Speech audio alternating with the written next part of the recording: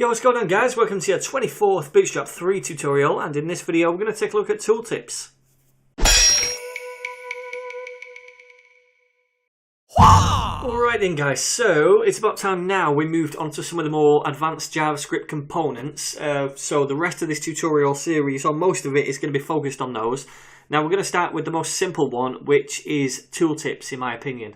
So a tooltip is one of those things where you hover over a certain element or word and then it comes up with a little bubble with a bit more information about that word or link maybe. Right, so we're going to put a tooltip on this bad boy right here, this more info link. So to do it, what we need to do is find it in the HTML first. Where is it? More info, that's the one. So what we need to do is just give this a few attributes, this link. We're going to apply the tooltip to the link, so we give the attributes to the link. And the first attribute that I'm going to give it, I'm going to just enter onto the next line just to make more room. We don't need to.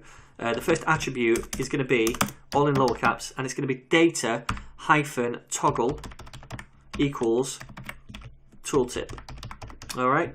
The next attribute we want to give it is data hyphen placement. And by the way, this attribute just says, look, this is going to be a tooltip to Bootstrap. Okay, so data hyphen placement is where the tooltip is going to appear. Now that can either be at the top, above it when you hover over it, or at the bottom. I'm just going to put it at the top for now, and I'll change it later so you can have a look at that too. The next thing we need to do is give this a title. And this is the content that's going to appear when you hover over this inside the little bubble. So I'll just put how to be a kick-ass ninja like me. Woohoo! Alright, so if I save that and refresh, you'll notice that that does not one little bit, except for that little thing. That's not really a tooltip, that's just kind of like the default behavior. So what we need to do for this to work is add in a little bit of JavaScript. Now, it's not much. It's very simple, and I'm going to do that right at the bottom of the page. And basically, this JavaScript is going to say to Bootstrap, look, hey, go and get the tooltip elements and kind of initialize them, make them run. All right. So you'll notice right here, I've got two script tags, or rather one script tag and a closing one. This right here is just using jQuery, and it's saying, look, when the document is ready, I want you to fire this function. So when the page is loaded, then we'll do this function. And this function is going to say, you know, start the tooltips, initialize them. Dead simple. It's using jQuery, so we use the $sign. And then what we want to do is grab the data toggle.